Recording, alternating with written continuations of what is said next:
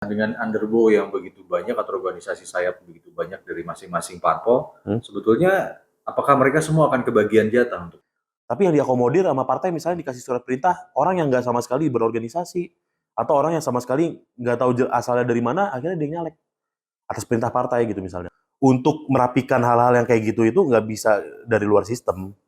Nggak bisa serta-merta kita sebagai warga negara mau ngedorong-dorong itu nggak. Itu harus pakai tangan-tangan kekuasaan. sebenarnya belum terjawab juga pertanyaan soal kenapa tiba-tiba merasa perlu untuk ikut terlibat gitu. Visi untuk bangsa itu sebetulnya pemikirannya ke arah mana? Nah, jadi waktu itu sebagai mahasiswa Fakultas Hukum, khususnya ngambil peminatan tata negara itu, akhirnya aku ngeliat urgensi gitu, sebuah kepentingan bahwa pasca reformasi itu sistem ketatanegaraan itu masih morat-marit. Dari perspektif aku sebagai mahasiswa Fakultas Hukum yang ambil tata negara gitu. Saat kuliah nih ya. Saat kuliah gitu. Nah, untuk merapikan hal-hal yang kayak gitu itu nggak bisa dari luar sistem. Nggak bisa serta-merta kita sebagai warga negara mau ngedorong-dorong itu nggak. Itu harus pakai tangan-tangan kekuasaan. Karena itu implikasinya, akibatnya tuh ke banyak orang dan prosesnya itu butuh melibatkan kekuasaan. Apa sih contoh yang morat-marit ini? Misalnya kayak gini, masalah pemilu. Pemilu ini tahun 2014 itu kan ada undang-undang pilkada langsung. Nah, undang-undang pilkada langsung itu tandanya kepala daerah itu dicoblos langsung sama masyarakat. Ya. Tapi ada sebagian partai politik yang melihat ternyata pilkada itu untuk efisiensi kos, untuk masalah eh, terjadinya polarisasi di masyarakat di daerah, itu kayaknya lebih baik pakai pilkada tidak langsung aja dengan cara dipilih lewat anggota DPR daerah. Nah, akhirnya itu kan tandanya masih banyak perdebatan, wajar di dalam demokrasi. Tapi eksekusinya itu terlalu banyak melibatkan pengorbanan kepada masyarakat gitu. Misalnya masyarakat di daerah butuh kepala daerah yang sangat-sangat diinginkan sama mereka gitu. Tapi karena masalah sistem kepentingan yang ada di dalam DPRD-nya sendiri, akhirnya terpilih kepala daerah yang tidak sesuai ekspektasi masyarakat. Atau malah dia nggak dicalonkan ya? Atau bahkan dia nggak dicalonkan gitu. Nah, makanya itu contohnya kayak gitu simpelnya. Dan apalagi isu-isu nasional itu pasti lebih banyak lagi daripada isu-isu yang terjadi di daerah gitu. Nah, makanya untuk merapikan hal-hal kayak gitu, urgensinya apa? Urgensinya kita harus masuk ke dalam sistem. Nah, masuk ke dalam sistem itu caranya apa? Sebenarnya ada beberapa cara. Tapi untuk langsung nggak pakai basa-basi, straightforward kita tembus ke jantungnya itu lewat partai politik. Yang aku lihat pada tahun itu ya, 2018. Oke. Berarti ini pertama kalinya ikut pemilu gitu kan? Kalau aku untuk pertama kalinya ikut pemilu, tapi kalau ngalamin pemilu udah 2 kali, 3 kali. Ya. Nah, sekarang sebetulnya melihat udah milih dapil itu sebetulnya dari Bang Ali sendiri atau memang sudah ditentukan oleh parpol? Kalau untuk masalah dapil, atau ada dialognya mungkin? Iya, pasti ada dialog. Kalau untuk masalah dapil, aku sebenarnya dari kemarin lebih banyak eh, apa namanya bikin pergerakan itu di Kalimantan Barat. Tempat waktu dulu kakek aku di situ, orang tua aku di situ. Tapi setelah kesini-sini, aku malah mikir, aduh jangan terlalu jauh dulu dari Kalimantan Barat, kita buat dulu yang terdekat deh dari kita di mana ya? Kan bisa Jakarta Selatan, bisa Bekasi, bisa Depok. Cuman ternyata yang punya arti lebih buat aku itu tempat lingkungan yang paling dekat itu Jakarta Timur, karena kebetulan aku pernah tinggal di sana. Jadinya di mana bumi dipijak, di di situ situ langit langit, dijunjung. yes gitu. Jadi makanya masuklah, coba dialog gitu, gimana ya konsultasi sama senior-senior, gimana ya bagusnya mau tetap di Kalimantan aja apa gimana? Oh ya udah DKI Jakarta aja lah. Dia dari DKI Jakarta bagusnya di mana? Ngobrol-ngobrol. Oh Jakarta Timur aja, kan kamu dulu pernah tinggal di sana. Oh, ya, aku pikir-pikir, ya bener juga ya Jakarta Timur kan lingkungannya masih deket sama kita punya eh aku pernah tumbuh di sana gitu ya. Jakarta Timur udah ngasih banyak ke aku lah. Ya mungkin tahun 2024 ini saatnya aku ngasih balik ke Jakarta Timur aja. Oke. Tapi betul ya ada dialog ya dengan parpol ya? Ada ya sama senior-senior aku yang di parpol.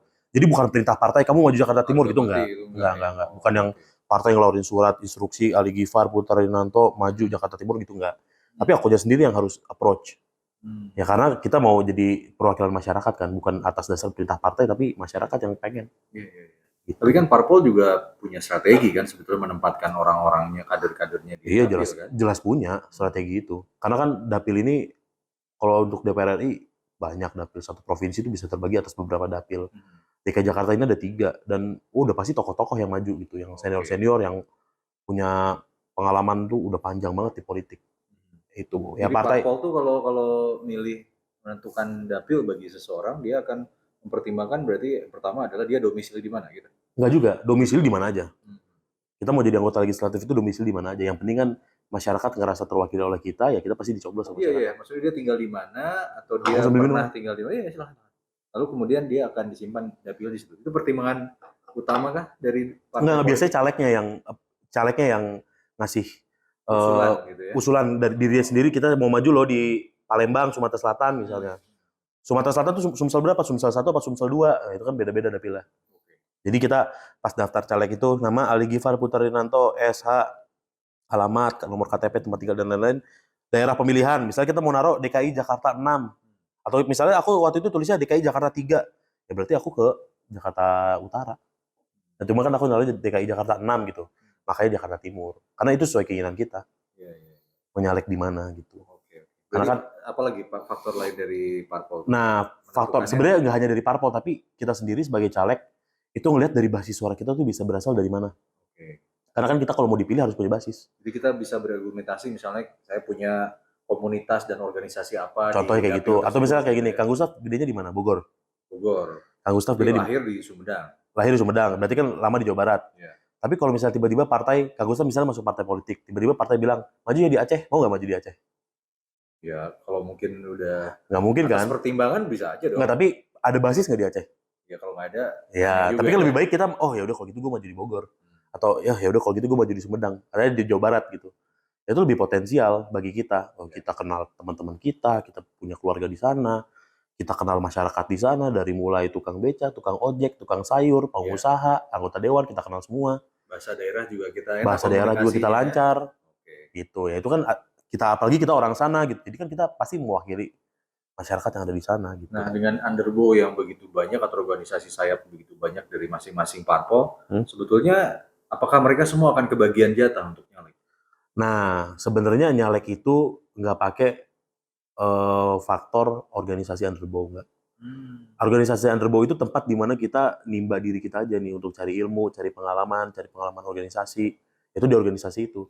Tapi kalau mau caleg ya lu nggak, bukannya kayak kamu harus dari AMPI ya kamu nyalek, itu nggak juga. Ya kalau emang kamu mau nyalek, kamu nyalek. Oh, jadi keinginan pribadi dia yang Yes, mengajukan diri yes. gitu ya. Kan nggak mungkin, misalnya maaf, anggota parpol ada 1 juta orang. Tapi slot caleg cuma 500.000, Iya. 500.000-nya lagi gimana? Kan gitu kan. Jadi ya 500.000 orang ini yang orang yang mau nyalek aja. Nggak dipaksa gitu. Banyak yang eh, mungkin dia mau nyalek di Bali, tapi dia dari ormas underbow partai gitu misalnya. Dia mau nyalek di Bali. Tapi yang diakomodir sama partai misalnya dikasih surat perintah orang yang nggak sama sekali berorganisasi atau orang yang sama sekali nggak tahu asalnya dari mana, akhirnya dia nyalek atas perintah partai gitu misalnya. Berarti ada kemungkinan ditolak juga oleh parpol ya, ketika kita mengajukan diri ya. Nah, itu ada. Kalau di Golkar ada. Golkar itu ada sistem fungsionaris namanya. Fungsionaris 200%. Jadi dalam setiap dapil, misalnya di dapil 10 kursi, kayak di dapil aku ini 10 kursi. Di dapil DKI Jakarta 6 ini ada 10 kursi slotnya. Partai Golkar itu nyari calegnya 20. Ya kan ada 10 slot kursi. Partai Golkar nyarinya 20. Oh, oke. Nanti dari 20 orang yang ada mendaftar sebagai fungsionaris, nanti dikurasi. Diseleksi lagi Diseleksi. ya. Oh. Melalui PDLT itu, apa namanya, pengabdian, dedikasi, loyalitas, dan tidak tercela. Dari faktor-faktor itu, dari basis, dari pergerakan di bawah, nanti dipilih sama Golkar jadi 150%, sisa 15 orang. Sampai mengerucut lagi ke 100%. Nah, 100% inilah yang disiapkan untuk masuk ke DCS, daftar calon sementara. Baru nanti masuk ke daftar calon tetap. Tapi kalau dibilang tadi tidak harus melalui jalur underbow gitu, jadi tiba-tiba ikutan jadi caleg di salah satu parpol itu bisa juga terjadi. Bisa terjadi. Padahal belum pernah jadi kader sekalipun Yes, gitu ya. yes. Bisa terjadi. Dan nggak hanya di Golkar, itu semua partai kok. Iya, apa pertimbangannya kira-kira? Banyak pasti. Apa nih? Banyak. Uang. Ya jelas dia misalnya punya kemampuan finansial, Iya. atau dia punya kemampuan basis, Iya. atau dia tokoh daerah tapi nggak pernah jadi anggota partai politik misalnya. Kan banyak yang kayak gitu. Kemampuan dana bukan berarti harus bayar untuk ikut nyalek kan? Enggak. Kemampuan dana, jadi gini, orang kan bilang nyalek nih butuh uang banyak, itu uangnya buat apa sih? Uangnya itu bukan buat dikasih ke masyarakat, enggak. Uangnya itu dipakai untuk ngejaring tim. Selain untuk ngejaring tim apa? Untuk operasional kerja tim. Karena kan tim harus gerak di bawah. Selain untuk operasional kerja tim buat apa? Misalnya buat sosial media gitu. Atau misalnya buat program. Itu kan butuh biaya semua. Bukan yang orang bilang serangan fajar, Bagi-bagi, orang bilang gitu. bagi-bagi uang, money politik itu enggak. Sebenarnya pada asasnya tuh enggak kayak gitu. Nah, cuman kan ada banyak praktek-praktek lah Iya, iya. Tapi agak ini nggak sih, kontra nggak sih? sama. Niatnya untuk nyalek gitu Hmm, ya. Dia juga tujuannya adalah untuk memberikan sesuatu bagi masyarakat gitu hmm. ya. Tapi uang yang sudah dia miliki nggak dikasih ke masyarakat, tapi dipakai buat tim sendiri. Sebenarnya Nggak nggak, tahu aja tuh. sebenarnya nggak kontra. Sebenarnya pada dasarnya nggak kontra. Tim sendiri ini kan selain kerja sebagai tim kita, dia juga otomatis jadi pemilih kita. Tapi kan yang dikerjakan sama dia tuh nggak hanya bantu kampanye kayak, oh Kang Gustaf milih Bang Ali ya, atau siapa milih Bang Ali ya, nggak hanya kayak gitu. Mereka cari ke daerah-daerah, kira-kira ada nggak potensi pemilih di situ. Ya. Mereka cari ada nggak potensi, Termasuk menggali aspirasi gitu ya. yes, menggali aspirasi. Mereka coba cek ada nggak potensi lumbung suara di situ, ada nggak potensi apa namanya, ada nggak potensi tempat di mana kita bisa naruh program di sana, bisa kita serap aspirasi. Ya itu kerja tim. Oke. Nah, sekarang berarti udah masuk nih, sebentar lagi kampanye dan akan melakukan berbagai strategi. Hmm. Sebetulnya gimana cara menentukan strategi yang tepat buat Bang Ali sendiri deh pribadi? Gini, kalau strategi yang tepat itu aku nggak bisa bilang ada yang paling tepat, ada yang nggak tepat. Aku nggak bisa bilang kayak gitu. Iya, Karena iya. setiap caleg itu pasti punya strategi yang berbeda-beda untuk meraup suara. Oke. Dan itu wajar gitu di dalam ilmu politik, yang mana ilmu politik itu adalah ilmu untuk mencari kekuasaan itu kan. Itu banyak strategi sebenarnya. Nah, tapi anak-anak muda itu biasanya punya strategi penggalangannya itu lebih lebih ke anak mudanya juga gitu. Nggak banyak ke orang tua misalnya. Kita buat Mengikuti kegemaran atau habitnya termasuk ngikuti kegemaran, termasuk audiens gitu ya, ya termasuk target. ngikutin habitnya mereka gitu. Kalau anak muda banyak yang kayak gitu. Juga misalnya daripada kita bicara sembako, daripada kita bicara program yang dalam tanda kutip melibatkan pembiayaan yang lebih, better kita langsung ngobrol aja berdua. Kira-kira maunya apa sih? Hmm. Oh kita maunya eh di sini banyak PP apa tuh? Yang apa namanya? Misalnya petugas kebersihan gitu. Misalnya mau lebih banyak petugas kebersihan pun beserta infrastruktur untuk melengkapi kebersihan, penunjang tenaga kebersihan itu misalnya. Oh, oke. Oh ya udah kalau misalnya gue sepakat tuh kalau misalnya lu punya aspirasi kayak gitu, izin aspirasinya gue terima. Nanti kalau misalnya memang gue dipercaya diamanahin sama masyarakat untuk terpilih menjadi anggota DPRD, Itu yang itu diperjuangkan yang gitu gue ya. perjuangin. Nah kayak gitu misalnya. Ya. Itu anak muda lebih suka kayak gitu, lebih suka door to door, lebih suka dipakai waktunya untuk diskusi nongkrong, supaya anak-anak muda kan juga apa namanya punya kebiasaan seneng ya kayak gitu ya, nongkrong, diskusi, hal-hal yang berkaitan sama hiburan. Karena kalau kita bicara panjang, kampanye old school gitu yang kita ngomong, oh, ini dia pilih Orasi ini, gitu ya. orasi gitu, udah nggak kepake sekarang. Karena kan itu Masih ada, banyak dangdutan-dangdutan masih ya, emang masih jalan. banyak, emang masih banyak. Senam ya kan. Yes, itu masih banyak banget. Tapi kan anak muda itu punya attention time itu kan pendek ya. Iya. Dia kalau kalau kita buka sosial media, kita tuh cuma 3 detik pertama, 7 detik pertama, kalau nggak kita scroll tuh. Kalau udah boring tuh di 3 detik pertama, 7 detik pertama kita scroll. Itu aja sosial media yang kita sendiri tuh yang nentuin tuh. Itu kan tergantung jempol kita mau gerakin Iya, apa enggak iya. kan. Gimana kalau kita ketemu orang? Kalau dari awal kita udah punya apa namanya, udah punya anggapan ketika kita ketemu gini, nggak tahu ya kayak aduh kayaknya ngobrol sama Bang Ali ini boring deh. Pasti dia juga udah nggak terlalu minat. Iya. Ya, itu contohnya kayak gitu aja analoginya. Jadi salah satu untuk menanamkan nama Ali Gifar itu adalah dengan justru membuat mereka paham gagasan kita gitu ya. Yes, yes. Gitu. Karena eh kalau orang tua zaman dulu, ya ini pokoknya mungkin yang zaman ya udah pemilih-pemilih lama lah, Ya. pemilih veteran itu pasti dia lebih suka dengan hal yang berkaitan sama apa namanya? Pertama dari looks, yang kedua dari gimana caranya dia menyampaikan sesuatu, Komunikatif atau komunikatif tidak. atau tidak, ini orator apa bukan, Iya. atau dia lebih suka ini kelihatan, oh ini ya citra sebenarnya kaitannya sama citra. Pemilih tua tuh lebih senang kayak gitu, lebih senang lihat citra. Kalau pemilih muda ini kadang-kadang yang tampangnya selengean aja dia bisa seneng banget. Kenapa? Karena wah ini tampangnya selengean nih. Tapi pas ngobrol nggak taunya, wah nggak tahu idenya gagasan luar biasa. Ini Gitu. berarti Bang Ali tidak menyasar sama sekali kepada para pemilih yang lama. Uh, Benar-benar fokusnya adalah pemilih muda. Fokus utama pasti pemilih muda, tapi pemilih lama pun tetap tetap kita jalin komunikasi. Gimana? Tetap gitu. Kalau berarti mereka masih pakai cara tradisional. Nah, itu kan tugas kita sebagai anak muda untuk socialize ke mereka, Iya. untuk sosialisasi ke mereka Pasang bahwa baliho gitu ya. Spanduk. itu kan APK tuh. Itu alat penunjang aja, itu alat pelengkap aja. Tapi kalau kalau sama pemilih tua, ya kita budayakan untuk kita discuss. Kita budayakan untuk kita tuh ngobrol. Kalau kita sama pemilih muda udah kebiasa ngobrol, kalau sama yang senior ini kan kita harus ditambah unggah-ungguh juga. Betul. Nah, jadi kita udah Dan dia unggah-ungguh, nganggapnya, ini apa sih ini ini ya, apa masih sih anak muda? hijau gitu ya. Iya, masih hijau apa bau kencur. Ya Iya. jadi ya kita ngobrol, Pak. Ya ini saya izin kula nuwun, saya masih muda emang tapi saya punya gagasan kayak gini, Pak, kayak gini kayak gini kayak gini. Kira-kira Bapak berkenan apa enggak? Ya kalau yang muda kan kita ngomong, ini apa namanya kita punya gagasan kayak gini oke enggak? Nah, itu masih pada oke gitu loh. Karena gagasan baru tuh kalau anak muda lebih suka yang fresh. Ya, gagasan-gagasan baru, gagasan-gagasan yang segar itu anak muda lebih suka. Tapi kalau orang tua kadang-kadang dari A dia kecil udah tahu nih ini apa namanya politik ini harus berkaitan sama pangan misalnya sama beras gitu. Jadi kalau kita mau bicara tentang generasi, isu generasi, kita bicara tentang isu penyerapan tenaga kerja, kita bicara tentang isu politik kedaerahan, mungkin mereka, aduh ini dulu deh, beras dulu deh gitu loh. Kalau anak muda awalnya mungkin mikir juga, oh ini kita bicara beras nih. Tapi tiba-tiba kita ngobrol nih diskusi sama mereka. Oke, gue udah punya solusi tentang beras kayak gini. Tapi ingat, selain masalah beras, lu juga harus perhatiin masalah generasi nih. Lu juga harus perhatiin masalah pembangunan nih. Lu juga harus perhatiin masalah kesehatan nih. Iya. Gimana menurut lu? Gini bang, kita punya aspirasi seperti A, kita punya aspirasi seperti C. Akhirnya udah bagus itu. Kalau saya pribadi, saya sebenarnya pandangannya kayak B.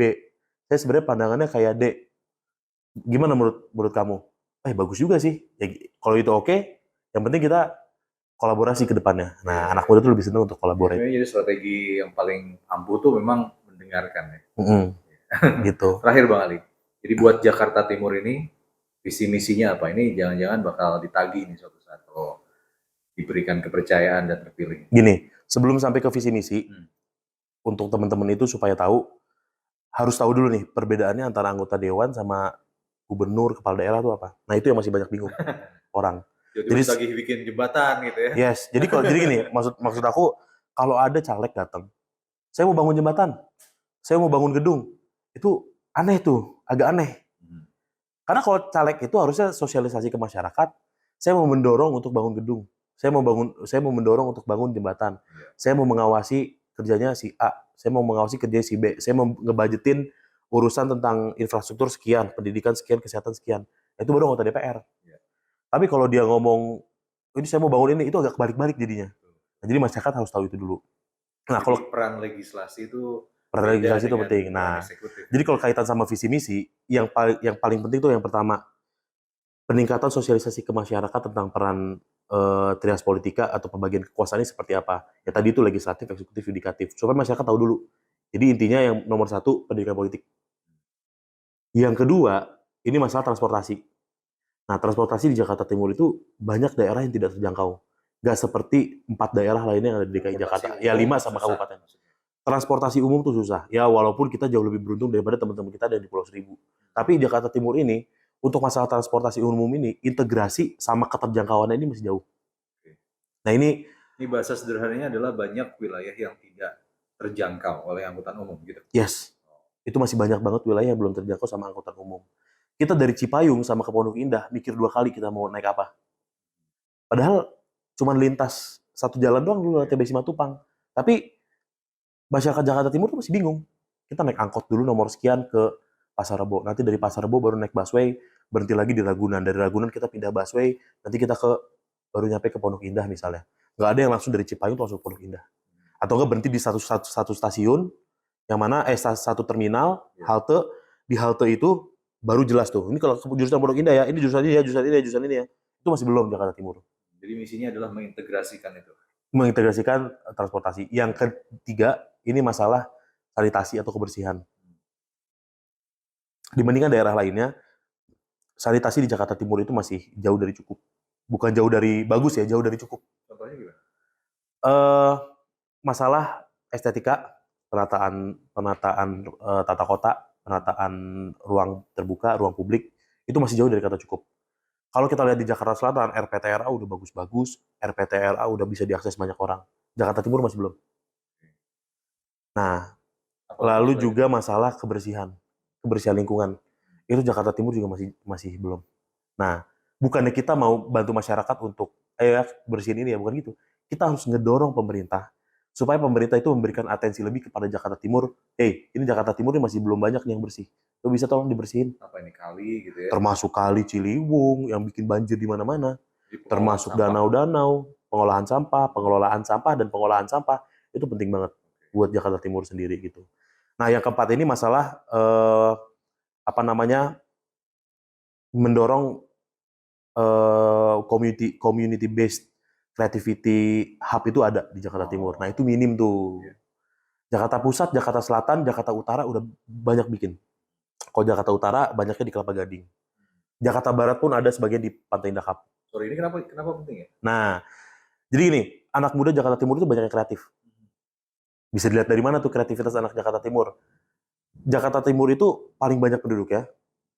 Paling banyak tempat tinggal masyarakat suburban tuh, pinggiran. Yang mereka itu tuh selalu menuangkan kreativitasnya itu ke Jakarta Pusat sama Jakarta Selatan. Karena fasilitasnya adanya di Jakarta Pusat sama Jakarta Selatan. Jakarta Timur ini belum ada.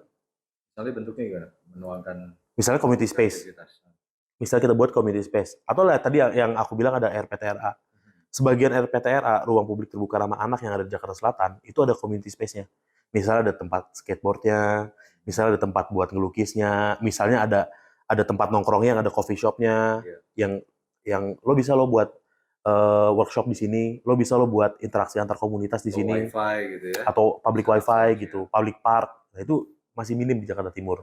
Nah, itu yang coba kita dorong. Itu sangat penting buat anak muda soalnya, untuk perkembangan anak muda. Oke, Bang Ali, kita lihat nanti kalau terpilih, semoga semua visi misinya dapat dilaksanakan dengan sungguh-sungguh dan terlaksana gitu ya, dan bisa dirasakan. Thank you Bang Ali. Thank you, makasih banyak Kang.